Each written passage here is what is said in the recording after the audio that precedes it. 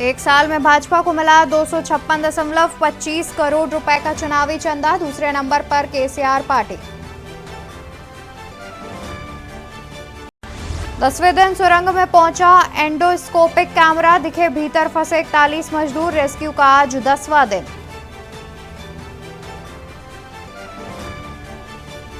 Two plus two वार्ता, Bharat Australia के बीच बैठक। चीन को बताया खतरा, कहा चुनौतियों से मिलकर निपटेंगे।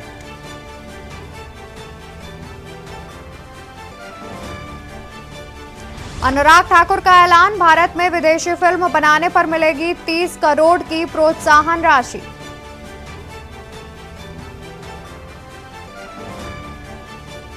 हवा अब भी बेहद खराब, दिल्ली एनसीआर के अधिकतर शहरों में AQI 300 के पार। अभी राहत मिलने की उम्मीद नहीं।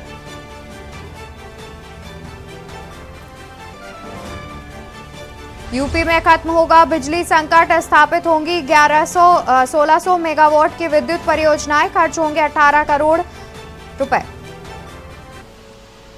देख रहे हैं की न्यूज, खबरों का सारथी। नमस्कार, मैं हूं आपके साथ अवंतिका अवस्थी। स्वागत है आपका देश की बात में। रुक करेंगे खबरों की ओर और बात करेंगे मेरठ की, जहां पर प्रदेश के सर्वाधिक प्रदूषित शहर में मेरठ अव्वल आ गया है। बता दें कि 348 प्रदूषण का AQI दर्ज किया गया है। दिवाली के बाद से ही लगातार बढ़ रहा है प्रदूषण का स्तर। बढ़ते प्रदूषण की वजह से सांस लेने में हो रही है परेशानी। खबर मेरठ से, जहां पर प्रदेश में सर्वाधिक प्रदूषित शहर में मेरठ अव्वल। 348 दर्ज किया गया प्रदूषण का AQI। दिवाली के बाद से ही लगातार बढ़ रहा प्रदूषण का स्तर। बढ़ते प्रदूषण की वजह से सांस लेने में हो रही है परेशानी। खबर मेरठ से, जहां पर प्रदेश में सर्वाधिक प्रदूषित शहर में मेरठ अव्वल। 348 दर्ज किया गया प्रदूषण का AQI। दिवाली के बाद से ही लगातार बढ़ रहा है प्रदूषण का स्तर। बढ़ते प्रदूषण की वजह से सांस लेने में हो रही है परेशानी। खबर मेरठ से, जहां पर प्रदेश के सर्वाधिक प्रदूषित शहर में मेरठ अव्वल। 348 दर्ज किया गया प्रदूषण का AQI। दिवाली के बाद से ही लगातार बढ़ रहा प्रदूषण का स्तर। बढ़ते प्रदूषण की वजह से सांस लेने में हो रही परेशानी। खबर मेरठ से, प्रदेश के सर्वाधिक प्रदूषित शहर में मेरठ अव्वल। 348 दर्ज किया गया प्रदूषण का AQI। दिवाली के बाद से ही लगातार बढ़ रहा है प्रदूषण का स्तर। बढ़ते प्रदूषण की वजह से सांस लेने में हो रही परेशानी। मेरठ के सर्वाधिक प्रदूषित शहर में अव्वल रहा है मेरठ। 348 प्रदूषण का AQI दर्ज किया जा रहा है। बता दें कि दिवाली के बाद से लगातार मेरठ का प्रदूषण बढ़ता जा रहा है। मेरठ की हवा लगातार जहरीली होती जा रही है, जहां पर अगर AQI की बात की जाए तो 348 के करीब पहुंच गया है।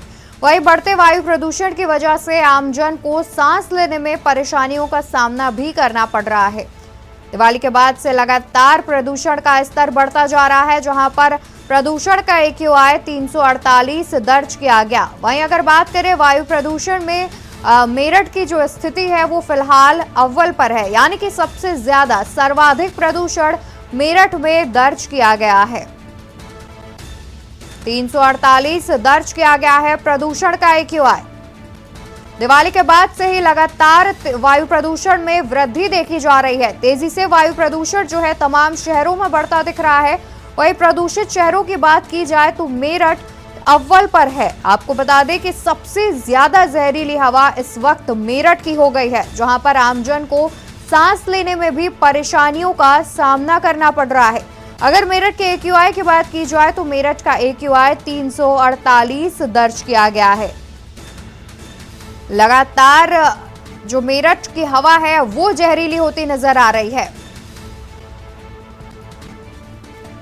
इसी खबर पर तमाम जानकारी के लिए मेरठ से हमारे संवाददाता राजू शर्मा हमारे साथ जुड़े हुए हैं। राजू, देखा जाए तो ये एक अनुमान पहले से ही लगा लिया गया था कि दिवाली के बाद जो है वो प्रदूषण बढ़ेगा ही बढ़ेगा, तो क्या इससे पहले जो है सरकार तैयार थी कि जब दिवाली के दौरान प्रदूषण बढ़ेगा तो उसे कैसे कंट्रोल में करना है? क्या पहले से कोई तैयारियां की गई थी? हाँ अवंतिका, देखिए मैं बिल्कुल आपको बता दूं कि पूरे देश के 229 शहरों में तीसरा स्थान पाने के बाद अब मेरठ ने प्रदेश में प्रथम स्थान पाया, यानी कि पूरे प्रदेश में प्रदूषित शहरों में मेरठ अव्वल रहा है। और अगर AQI की बात करें तो AQI 348 दर्ज किया गया है, जिसकी वजह से मेरठ वासियों को भी सांस लेने में काफी परेशानी हो रही है और लगातार बीमारी बढ़ने का खतरा बढ़ता हुआ नजर आ रहा है। लेकिन जो जिम्मेदार अधिकारी है वो प्रदूषण के लगातार बढ़ते स्तर को कम करने की जो जदोहद है वो नहीं करते हुए दिखाई दे रहे हैं।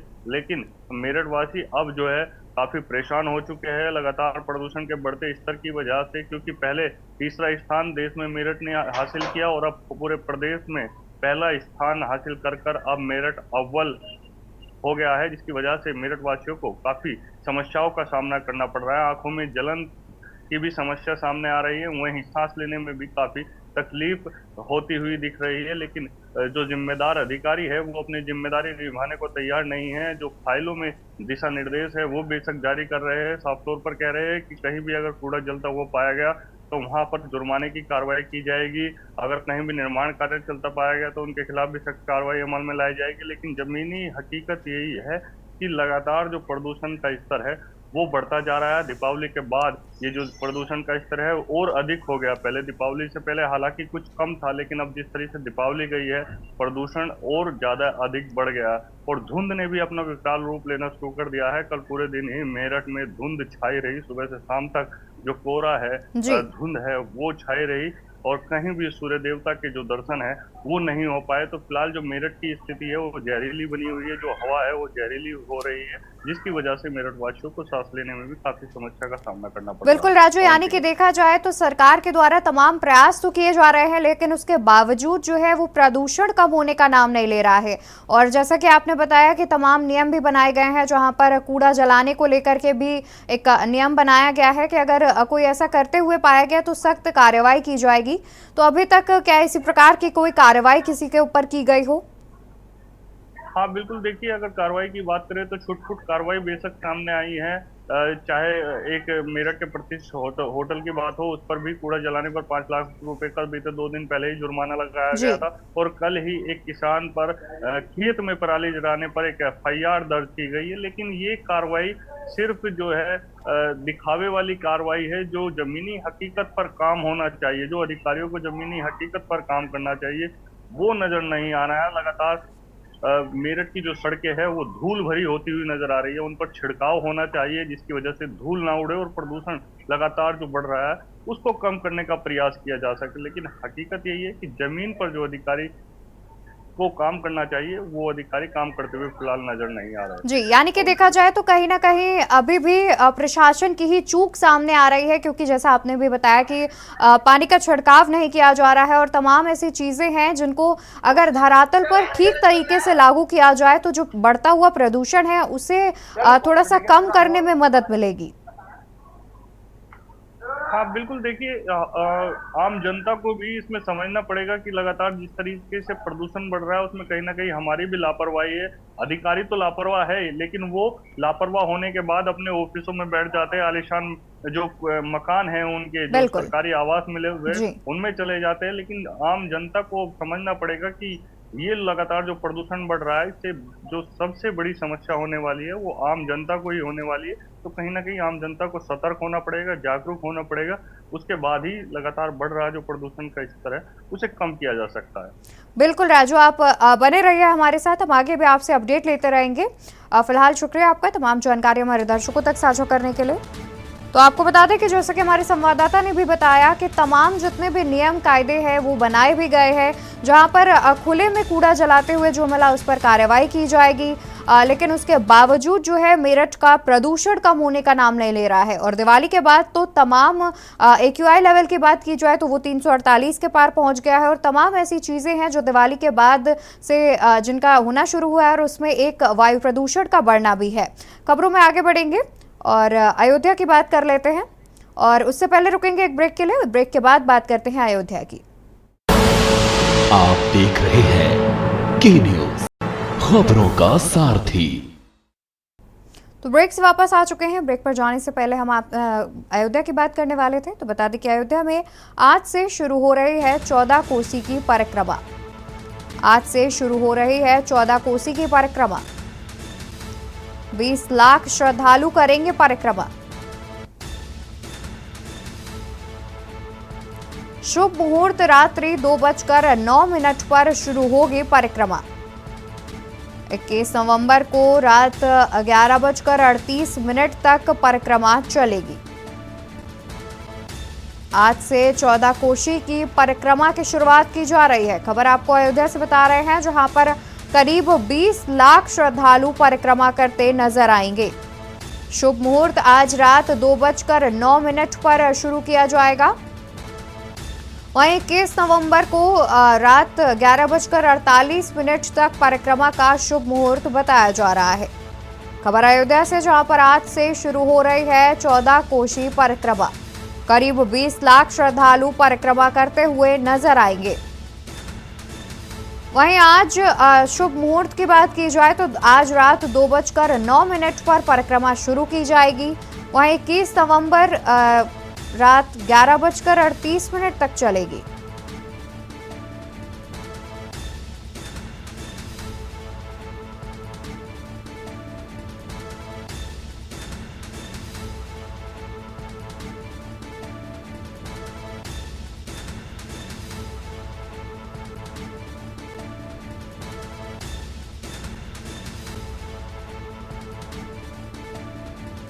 तो खबर अयोध्या से, जहां पर आज से शुरू हो रही है 14 कोसी परिक्रमा। 20 लाख श्रद्धालु परिक्रमा करते हुए नजर आ रहे हैं।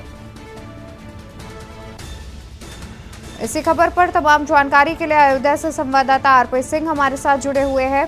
आरपी, देखा जाए तो करीब 20 लाख श्रद्धालुओं के परिक्रमा करने की बात सामने आ रही है, तो इसको देखते हुए प्रशासन के द्वारा क्या कुछ तैयारियां कर ली गई हैं? जी अवंतिका जी, मैं इस समय रामनगरी अयोध्या में जहाँ पे परिक्रमा चले, ठीक बगल में आप कैमरे में देख पा रहे हैं, इतनी भीड़ है यहाँ पे कि कानून लोगों का केवल सर दिखाई दे रहा है। तो पूरी अयोध्या राममय नजर आ रही है, राम की नारों की गूंज रही है। आप सामने देख पा रहे हो, कैमरे में देखिए जरा कितनी भीड़ है यहाँ पे। आपको दिखाना चाहूंगा, आप पूरा देखिए कि इतने लोगों का तांता लगा हुआ है कि इतनी भीड़ आपको नजर आ रही है। और पूरी अयोध्या जो है अभी जो है दीपावली मनाई गई, फिर उसके बाद यहाँ पे कम से कम 20 लाख परिक्रमा कर रहे हैं यात्री आए हैं। अपने जीवन को सर्वप्रथम स्नान करते हैं सरजू में, उसके बाद परिक्रमा स्टार्ट करते हैं, फिर आते हैं स्नान करते हैं। तो कहीं ना कहीं 14 कोस परिक्रमा जो कम से कम बहुत ऐतिहासिक पल है। और सब पैदल, मतलब बिना चप्पल के, मतलब पैदल चलते हैं, नंगे पांव चलते हैं। तो कहीं ना कहीं ऐतिहासिक पल है यहाँ पे। और जितने श्रद्धालु हैं जो आप भगवान राम के आस्था की डुबकी लगा रहे हैं, परिक्रमा कर रहे हैं, तो कहीं ना कहीं अयोध्या का बहुत ऐतिहासिक पल है। और यहाँ पे प्रशासन व्यवस्था पहले से 4 चौबंद कर दी गई है। यहाँ पे रोड को भी डायवर्जन किया है। और जितने श्रद्धालु आ रहे हैं, चाहे हनुमानगढ़ी रामलला का दर्शन पूजन करेंगे, वहां पे बैरियर 8-8, 10-10 बैरियर लगाए गए हैं कि ज्यादा संख्या होने के कारण धीरे धीरे करके छोड़ा जाए। जी बिल्कुल आरपी, और देखा जाए तो साथ ही इतनी भारी संख्या में श्रद्धालु पहुंचे हुए हैं परिक्रमा करने के लिए, तो जो परिक्रमा मार्ग है, क्या उस बीच में यात्रियों की सुविधा के लिए तमाम व्यवस्थाएं की गई हैं? क्या उन्हें पीने का पानी भी मुहैया हो रहा है आसानी से? जी अवंतिका जी, आपको बताना चाहेंगे कि परिक्रमा मार्ग पे जगह जगह पे कैंप लगाए गए हैं, प्रशासन द्वारा कैंप लगाए गए हैं, चाहे दवाइयों की व्यवस्था हो, चाहे शौचालय की व्यवस्था हो, या फिर जितने ट्रक है वो सब चाय से लेकर हर व्यवस्था फ्री कर दी गई। भंडारे का आयोजन किया गया है। तो जो यहाँ के श्रद्धालुओं की व्यवस्था के लिए यहाँ पे प्रशासन व्यवस्था 4 चौबंद कर दी गई है। और जगह जगह पर रूट भी डायवर्जन किए गए, कहीं आने वाले श्रद्धालुओं को दिक्कत ना हो। अभी जो परिक्रमा करके आए हैं उनसे भी बात कराते हैं कि किस तरह का परिक्रमा, कैसे, कितनी कठिनाइयां हुई, क्या हुआ है, पूरी बात कराते हैं। अभी जो श्रद्धालु आ रहे हैं, अब 2 मिनट मुझे आपका परिक्रमा कैसा रहा? ठीक रहा ना? अच्छा रहा, दिक्कत नहीं हुई है? आप बताइए परिक्रमा कैसा रहा? बहुत बढ़िया रहा। तो जितने लोग परिक्रमा करके आ रहे हैं 14 कोस का परिक्रमा करके आ रहे हैं, और करो आप देखिए इनके उत्साह देखिए, इनका वो देखिए कि कहीं चेहरे पे लगता है नहीं कि 14 कोस का परिक्रमा करके वो भी नंगे पांव आ रहे हैं, चल नहीं पाते हैं, मतलब थके हुए, लेकिन चेहरे से नहीं लगता है कि इनका इतना उत्साह है कि जितना देखने के योग्य है।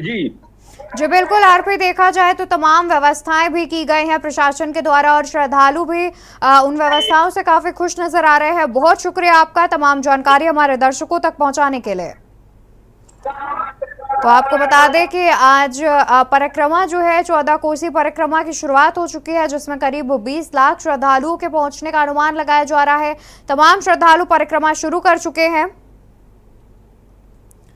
तो वहीं अगर बात की जाए सुविधाओं की, तो प्रशासन के द्वारा तमाम सुविधाएं भी मुहैया कराई गई हैं और श्रद्धालु भी संतुष्ट नजर आ रहे हैं। जगह जगह पर पानी की व्यवस्था तमाम ट्रस्ट के द्वारा की गई है, भंडारे की व्यवस्था, सुलभ शौचालय की व्यवस्था भी की गई है, जिससे जितने भी श्रद्धालु परिक्रमा करने पहुंच रहे हैं उन्हें किसी प्रकार की परेशानी का सामना नहीं करना पड़ रहा है।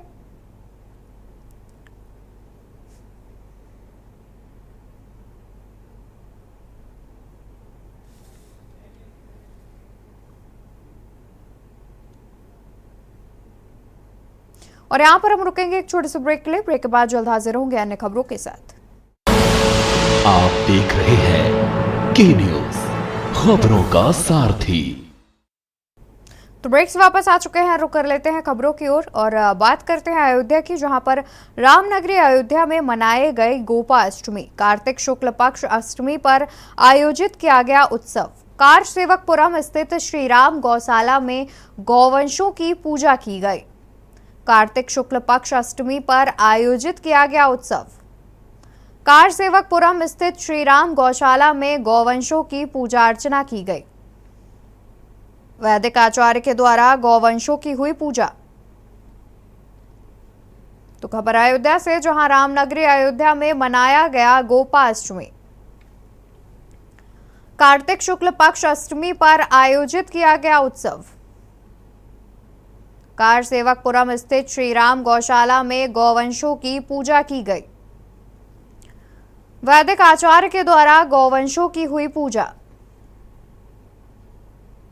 खबर आपको अयोध्या से बता दें, रामनगरी अयोध्या में गोपाष्टमी पर्व मनाया गया, जहां पर कार्तिक शुक्ल पक्ष की अष्टमी पर धूमधाम से उत्सव का आयोजन किया गया, जिसमें गौशालाओं में गोवंशों की पूजा अर्चना की गई। वैदिक आचार्य के द्वारा गौवंशों की गई पूजा अर्चना। खबर अयोध्या से, जहां रामनगरी अयोध्या में मनाया गया गोपाष्टमी का पर्व धूमधाम के साथ आयोजित किया गया उत्सव। जानकारी के अनुसार कार्तिक शुक्ल पक्ष के अष्टमी पर गोपाष्टमी का पर्व मनाया जाता है, जिसमें कार सेवकपुरम स्थित श्री राम गौशाला में गोवंशों की पूजा अर्चना की गई। वैदिक आचार्य के द्वारा गौवंशों की गई पूजा अर्चना। खबर रामनगरी अयोध्या से, जहां पर अयोध्या में मनाई गई गोपाष्टमी। कार्तिक शुक्ल पक्ष अष्टमी पर आयोजित किया गया उत्सव। कार सेवकपुरम स्थित श्री राम गौशाला में गौवंशों की गई पूजा अर्चना। वैदिक आचार्य के द्वारा गौवंशों की गई पूजा अर्चना।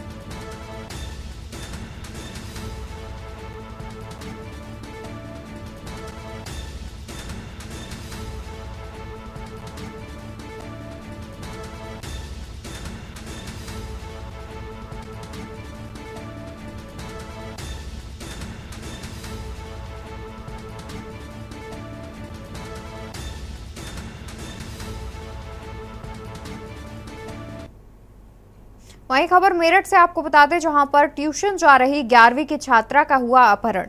ऑल्टो कार सवार युवकों ने किया छात्रा का अपहरण। ऑल्टो कार सवार युवकों ने किया छात्रा का अपहरण। मौका पाकर चंगुल से निकलकर भागी छात्रा। छात्रा के घर न पहुंचने पर ढूंढने थाने पहुंचे थे परिजन। खबर मेरठ से, जहां पर ट्यूशन जा रही 11वीं की छात्रा का हुआ अपहरण। ऑल्टो कार सवार युवकों ने किया छात्रा का अपहरण। मौका पाकर चंगुल से निकलकर भागी छात्रा। छात्रा के घर न पहुंचने पर ढूंढने थाने पहुंचे थे परिजन। खबर मेरठ से, ट्यूशन जा रही 11वीं की छात्रा का हुआ अपहरण। ऑल्टो कार सवार युवकों ने किया छात्रा का अपहरण।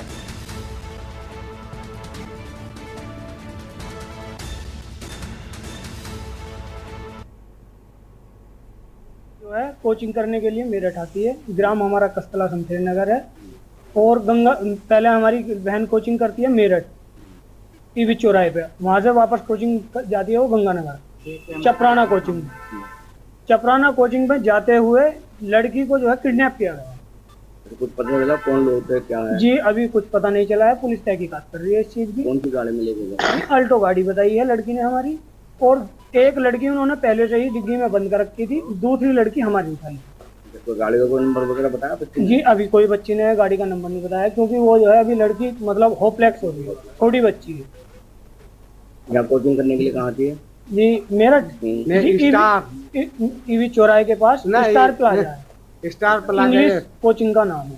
नहीं हाँ है नगर। जी हमें कैसे सूचना मिली? हमें 5:30 बजे हमारी बहन घर पहुंच जाती है और 6 बजे तक हमने इंतजार करा। जब वो नहीं पहुंची, परेशान हो गए, हम ढूंढने निकले और हम पूरे मेरठ में तलाश किया। जब कहीं पे भी हमें नहीं पाई तो हम महिला थाना में रिपोर्ट लिखाने जा रहे, और फिर लड़की जो है किसी तरह उनके चंगुल से बच के आई, भाग के आई है। तो ये आबू लाइन पे लड़की को हमारी लड़की ने किसी से हेल्प मांगी कि भैया मेरी कॉल पे बात करा दो। हमारे बड़े भैया का नंबर उसे याद था, उन्होंने हमें कॉल करी। फिर हम भाग के जो है आबू लाइन पे आए, तब हमें लड़की मिल गई सही सलामत? जी लड़की सही सलामत मिल गई हमें।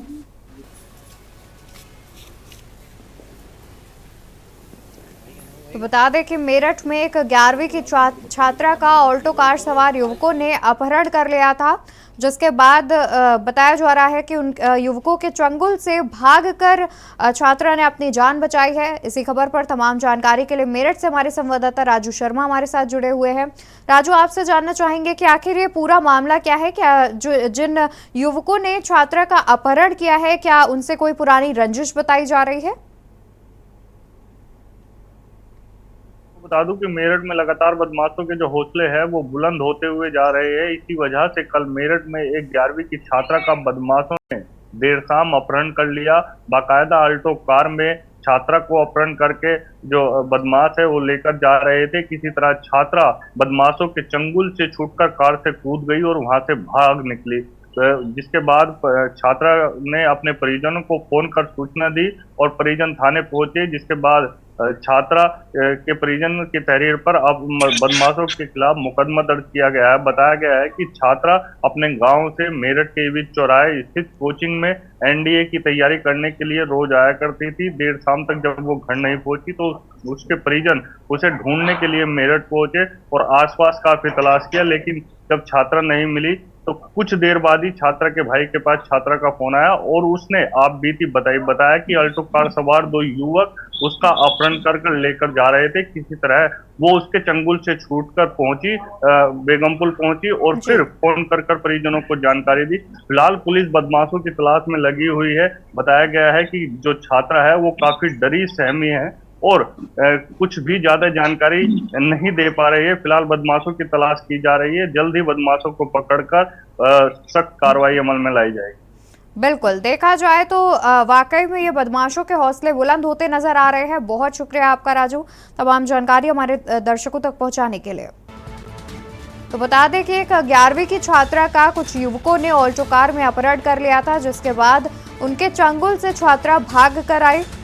छात्रा ने उन युवकों से अपनी जान बचाई है। फिलहाल छात्रा अभी काफी डरी सहमी बताई जा रही है। पुलिस मामले की कार्रवाई में जुटी हुई है और तमाम जानकारी निकालकर युवकों की तलाश लगातार पुलिस के द्वारा की जा रही है।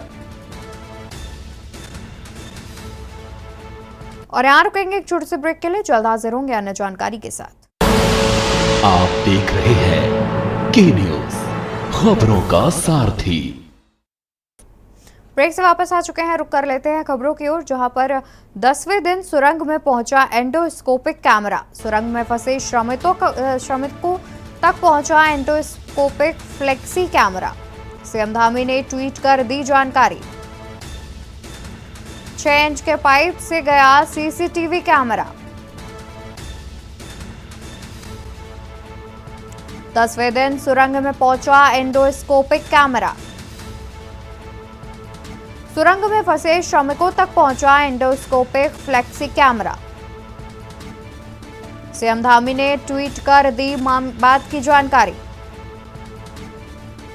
6 इंच के पाइप से सीसीटीवी कैमरा पहुंचा अंदर। 10वें दिन सुरंग में पहुंचा एंडोस्कोपिक कैमरा। सुरंग में फंसे श्रमिकों तक एंडोस्कोपिक फ्लेक्सी कैमरा पहुंचाया गया। मुख्यमंत्री पुष्कर सिंह धामी ने इस बात की जानकारी ट्वीट के माध्यम से पहुंचाई। वहीं 6 इंच के पाइप से सीसीटीवी कैमरे को सुरंग के अंदर भेजा गया। 10वें दिन सुरंग में पहुंचा एंडोस्कोपिक कैमरा। सुरंग में फंसे श्रमिकों तक पहुंचा endoscopic flexi camera. CM Dhami ने ट्वीट कर दी जानकारी। 6 इंच के पाइप से गया सीसीटीवी कैमरा। 10वें दिन सुरंग में पहुंचा एंडोस्कोपिक कैमरा। सुरंग में फंसे श्रमिकों तक पहुंचा एंडोस्कोपिक फ्लेक्सी कैमरा।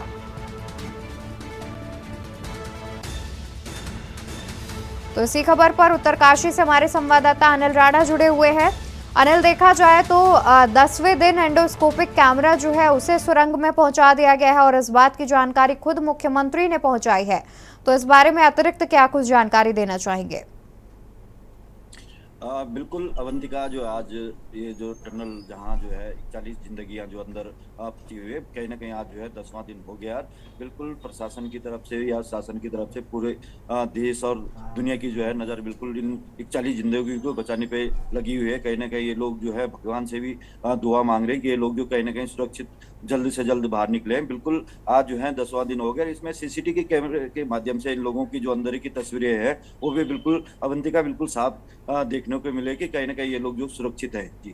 जी अनिल, देखा जाए तो लगातार 10 दिन हो गए हैं मजदूरों को सुरंग में फंसे हुए, और उनके परिजनों के क्या हाल है? सुनने में जानकारी ये भी सामने आ रही है कि उनके परिजन जो हैं वो इस बात पर प्रदर्शन कर रहे हैं, क्योंकि देखा जाए तो 10 दिन हो गए और अभी तक कोई सफलता हाथ लगती नजर नहीं आ रही है। बिल्कुल अवंतिका, बात करें परिजनों के, परिजन भी बिल्कुल लगातार जो है घटना स्थल पे पहुंच रहे हैं और जो प्रशासन से भी इस बात को कह रहे हैं कि जो है हमारे जो अंदर जो परिवार के सदस्य फंसे हुए उनको कहीं ना कहीं जो है शीघ्र से शीघ्र बाहर निकाले ताकि जो है उन लोगों से हमारी मुलाकात हो पाए। भले बिल्कुल अवंतिका कहीं ना कहीं जो है जो टनल है उसमें कहीं ना कहीं दिक्कतें भी, शुरू में दिक्कतें भी आई है, क्योंकि वहाँ जो है अंदर चट्टान जो है हार्ड रॉक लगने से भी कहीं ना कहीं जो है कार्य भी बाधित हुआ था। भले प्रशासन ने तमाम मशीन जो है विदेशों से भी मंगाई और यहाँ भारत से भी जो मशीनें थी वो भी वहाँ घटनास्थल पे ले गए। तमाम जो है अभी बात करें जो कम 5 से 6 जगह से जो है टनल पर काम किया जा रहा है, जो विकल्प 5 इसमें है। जी देखा जाए अनिल तो जाहिर तौर पर लगातार कार्य तो किया जा रहा है, लेकिन तभी भी अभी तक असफलता मिलती नजर नहीं आ रही है, क्योंकि 10 दिन हो गए हैं और अभी तक रेस्क्यू कार्य जो है वो जारी तो है, लेकिन उसमें अभी तक सफलता नहीं मिलती नजर आ रही है। और जानकारी सामने आ रही है कि अब 5 जगह से जो है रेस्क्यू कार्य किया जा रहा है, 5 जगहों से ये रेस्क्यू कार्य जारी है, जिससे मजदूरों को बाहर निकालने में सफलता मिलेगी। तो इस बारे में क्या कुछ जानकारी है? बिल्कुल अवंतिका, इसमें जो है 5 जगह से काम चल रहा है। कहीं ना कहीं जो है अब जल्दी ही जो है, क्योंकि इसमें अंतरराष्ट्रीय इसमें भी जो है जी। विशेषज्ञ आए हैं, कहीं ना कहीं उन लोगों की जो है मेहनत जो है बिल्कुल काम आएगी, क्योंकि उन्होंने साफ तौर पे ये कहा कि जो हमारे मजदूर है वो बहुत जल्द से जल्द जो है सकुशल बाहर निकलेंगे। जी बिल्कुल अनिल, और साथ ही ये भी जानकारी सामने आ रही है कि 2 रोबोट्स भी पहुंचे हुए हैं मौके पर, जहां पर उन्हें सुरंग के अंदर भेज कर जो है स्थिति का पता लगाया जाएगा। तो इस बारे में क्या कुछ जानकारी है? बिल्कुल अवंतिका, इसमें जो 5 जो 6 विकल्प की जो बात कर रहे हैं हम, इस पे बिल्कुल रोबोट भी इसमें एक विकल्प बताया गया है। अभी 2 दिन पहले जो है नितिन गडकरी जो केंद्रीय राजमार्ग मंत्री है और पुष्कर सिंह धामी भी जो है स्वयं मौके पर आए थे। उन्होंने ये कहा कि शीघ्र से शीघ्र जो है इसमें 5 या 6 विकल्प जो भी है इनमें जो है तुरंत काम किया जाए, जो विकल्प सबसे अच्छा होगा और उसमें जो है तेजी से तेजी कार्रवाई की जाएगी। बिल्कुल, देखा जाए तो लगातार कार्य तो किया जा रहा है और इस स्थिति का जायजा खुद मुख्यमंत्री भी लेते नजर आ रहे हैं। वहीं प्रधानमंत्री भी लगातार अपडेट लेते रहते हैं मुख्यमंत्री से। इसके अलावा कई विशेषज्ञों की टीम जो है वो भी विदेश से भी पहुंची हुई है। तो क्या उनकी कोई अलग रणनीति बन रही है जिससे इस जो ये अभियान चल रहा है, रेस्क्यू अभियान, इसमें जल्द से जल्द सफलता मिलती नजर आए? बिल्कुल अवंतिका, इसमें जो अंतरराष्ट्रीय जो विशेषज्ञ आएंगे, इन्होंने सबसे पहले जो यहाँ आकर जो है जो यहाँ के इष्ट देव बाबा बौकनाग है उनके जो है उनसे पूजा अर्चना की और उन लोगों की सकुशलता के लिए जो है भगवान बाबा बौकनाग से जो है इन्होंने नतमस्तक होकर जो है प्रार्थना की है कि जो हमारा जो ये काम है ये भी सफल हो और जो अंदर जो जिंदगी बची है कहीं ना कहीं वो लोग भी सुरक्षित बाहर निकले। जी, क्या अंदर जितने 41 मजदूर फंसे हुए हैं उनकी स्थिति का पता लग पाया है? उनकी किस प्रकार की स्थिति है? बीते कुछ दिनों में 2 मजदूरों की तबीयत भी बिगड़ गई थी, तो उसको लेकर के क्या कुछ जानकारी है? बिल्कुल, जो अंदर जो 41 लोग जो फंसे हैं, कहीं ना कहीं जो है सीसीटीवी जो कैमरे की जो फुटेज है उन पे साफ और उन लोगों की जो तस्वीरें भी सामने आई है और उनसे भी बिल्कुल बराबर बातचीत हुई। जो 6 इंच का पाइप था वो उसके माध्यम से जो है ये सीसीटीवी कैमरा भी अंदर उन लोगों तक गया और वहाँ का जो बिल्कुल जो ताज़ा अपडेट है उन लोगों को जो है बाहर दिखाया गया। जो उन परिजनों ने भी जो है उस पाइप के माध्यम से या उस सीसीटीवी कैमरे के माध्यम से बिल्कुल उन लोगों से बात की। उन लोगों का साफ तौर पे कहीं ना कहीं थोड़ा नाराजगी भी है कि 10 दिन बीत गए हैं, लेकिन काफ़ी वक्त लग गया कि हमको भी जैसा कैसे करके बाहर जल्दी से जल्दी सुरक्षित निकालें। जी बिल्कुल, बहुत शुक्रिया अनिल रावत जी आपका तमाम जानकारी हमारे दर्शकों तक साझा करने के लिए। तो बता दें कि लगातार 10 दिन हो गए हैं जहां पर 41 मजदूर सुरंग में फंसे हुए हैं और तमाम प्रयास किए जा रहे हैं उनको बचाने के लिए। अंतर्राष्ट्रीय विशेषज्ञों की टीम भी बुलाई गई है और अगर सफलता की बात की जाए तो फिलहाल 6 इंच के पाइप से सीसीटीवी कैमरा अंदर पहुंचाया गया है जिससे मजदूरों की हालत की जानकारी मिल पाई है। वहीं परिजनों की बात की जाए तो लगातार मजदूरों के परिजन मौके पर पहुंच रहे हैं और शासन प्रशासन से कार्यों में तेजी लाने के लिए और जल्द से जल्द फंसे मजदूरों को बाहर निकालने की गुहार लगाते नजर आ रहे हैं। वहीं मुख्यमंत्री पुष्कर सिंह धामी भी इस घटना का जायजा लेते रहते हैं और प्रधानमंत्री भी जो भी अपडेट्स हैं वो मुख्यमंत्री से लेते हुए दिखते हैं। वहीं लगातार मुख्यमंत्री के द्वारा घटनास्थल का जायजा भी किया जाता है। इसके अलावा फिलहाल बात की जाए तो 10 दिन हो गए हैं। 10 दिन से 41 मजदूर सुरंग में फंसे हुए हैं, सलक्यारा टनल में फंसे हुए हैं और अगर देखा जाए तो रेस्क्यू कार्य तेजी से किया जा रहा है। उसके बावजूद अभी तक कोई बड़ी सफलता हाथ लगती नजर नहीं आ रही है। फिलहाल अलग अलग रणनीतियों पर काम किया जा रहा है और उम्मीद जताई जा रही है कि जल्द से जल्द 41 मजदूरों को सुरक्षित टनल से बाहर निकाला जाएगा।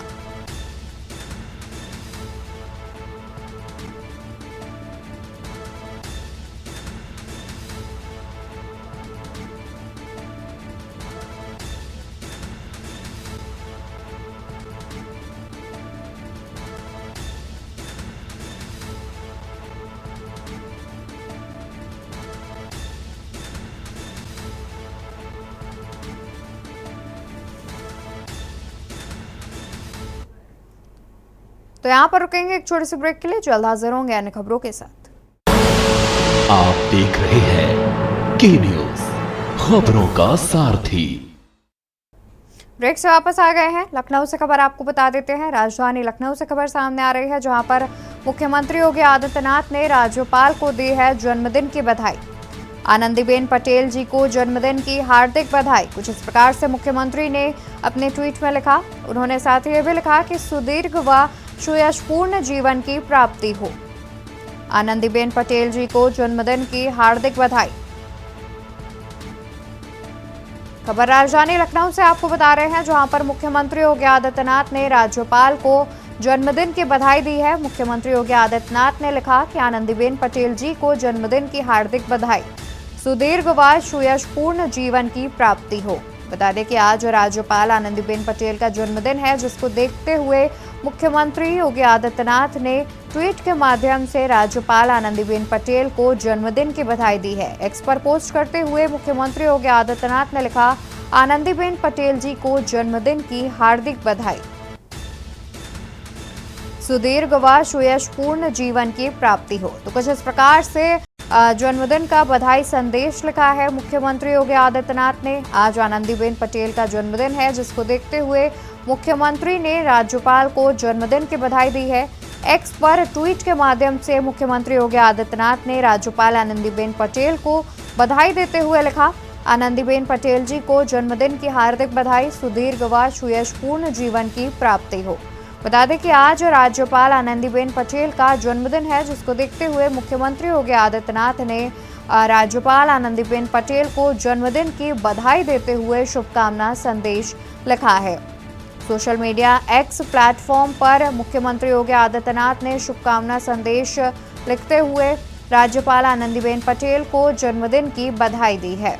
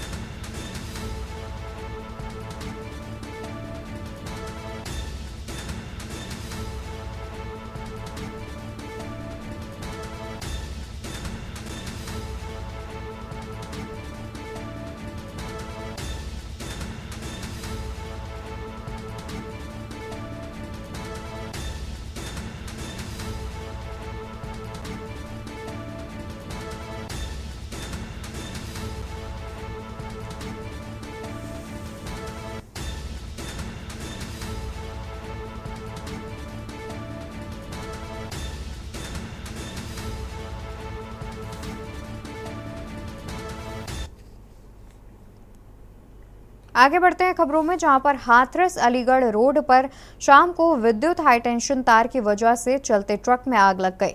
ट्रक में कॉटन की गांठें लदी हुई थी। मंडी समिति के पीछे एक फैक्ट्री से मंडी समिति जा रहा था ट्रक। आग पर जैसे तैसे करके काबू पाया गया। वहीं इस दौरान यातायात पूरी तरह से बाधित रहा।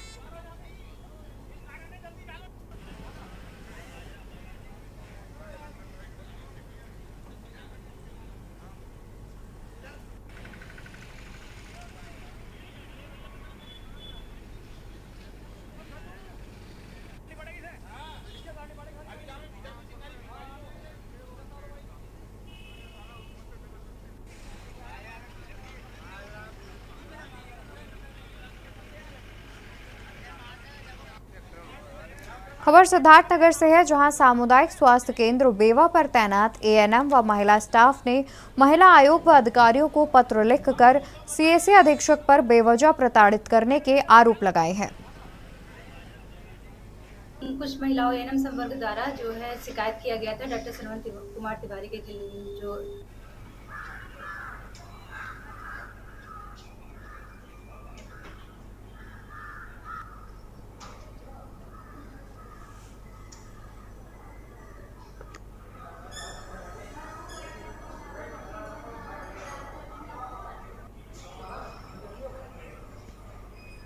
कुछ महिलाओं एएनएम संवर्ग द्वारा जो है शिकायत किया गया था डॉक्टर श्रवण कुमार तिवारी के खिलाफ जो हम लोग के साथ अभद्रता करते थे और जो है दुर्व्यवहार करते थे, बातचीत में मीटिंग में खड़ा होकर के डांटते थे और आर्थिक रूप से भी शोषण करते थे। तो इन सबके संबंध में शिकायत किया गया था, सामूहिक शिकायत पत्र दिया गया था राज्य महिला आयोग को, अपने उच्च अधिकारियों को, और जिसके क्रम में जो है जिलाधिकारी महोदय द्वारा 2 सदस्यीय टीम बनाई गई थी।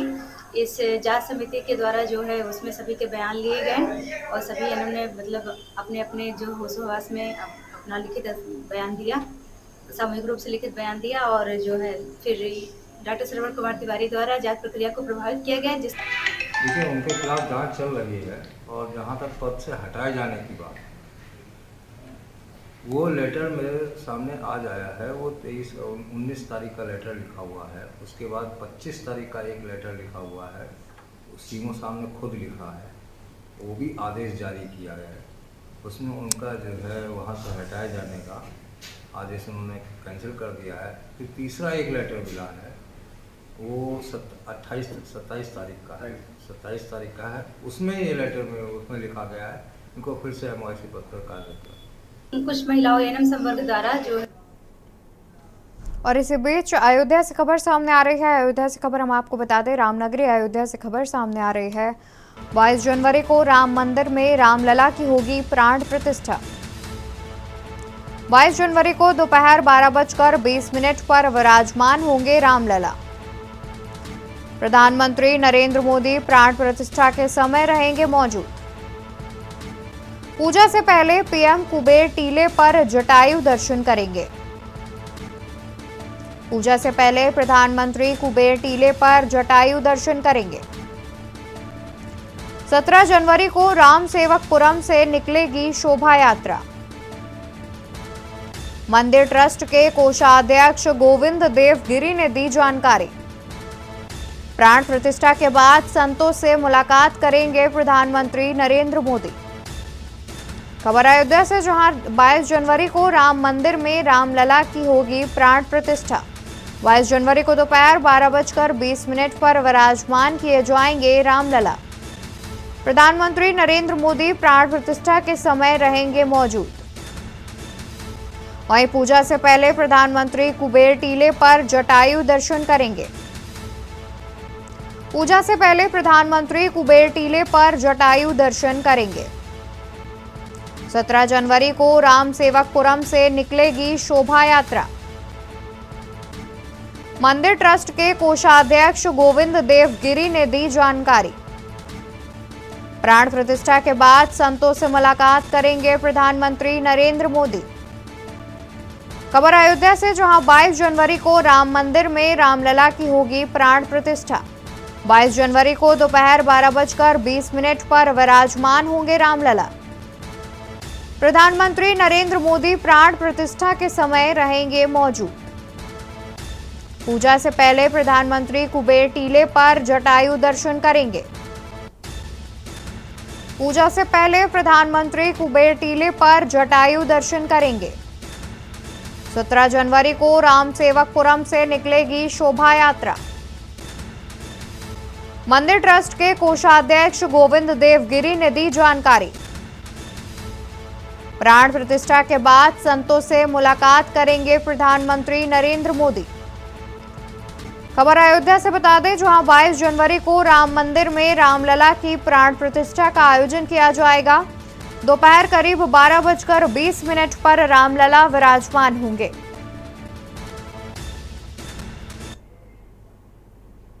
वहीं राजधानी लखनऊ से खबर सामने आ रही है। लखनऊ से खबर हम आपको बता दें, जहां अनपरा में 1600 मेगावाट की विद्युत उत्पादन बढ़ाने के लिए अनपरा इलेक्ट्रॉनिक का होगा निर्माण।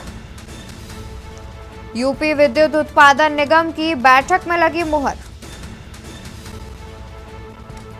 18,624 करोड़ की लागत से 1600 मेगावाट की इकाई होगी शुरू।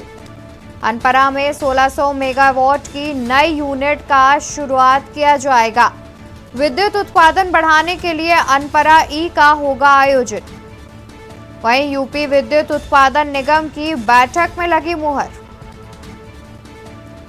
18,624 करोड़ की लागत से 1600 मेगावाट की इकाई बनेगी। खबर राजधानी लखनऊ से, जहां अनपरा में 1600 मेगावाट की नई बिजली यूनिट शुरू की जाएगी। विद्युत उत्पादन बढ़ाने के लिए अनपरा ई का होगा निर्माण। वहीं यूपी विद्युत उत्पादन निगम की बैठक में लगी इस पर मुहर। 18,624 करोड़ की लागत से 1600 मेगावाट की इकाई लगेगी। अनपरा में 1600 मेगावाट की नई यूनिट का होगा शुरुआत। खबर राजधानी लखनऊ से, जहां विद्युत उत्पादन बढ़ाने के लिए अनपरा इलेक्ट्रॉनिक का किया जाएगा आयोजन। यूपी विद्युत उत्पादन निगम की बैठक में लगी मुहर।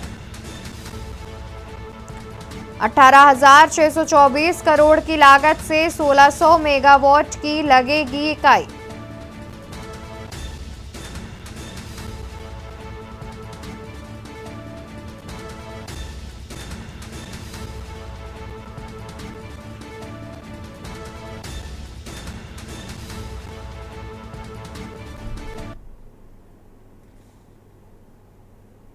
देश की बात में फिलहाल के लिए बस इतना ही। ऐसी तमाम जानकारी के लिए आप देखते रहिए के न्यूज इंडिया।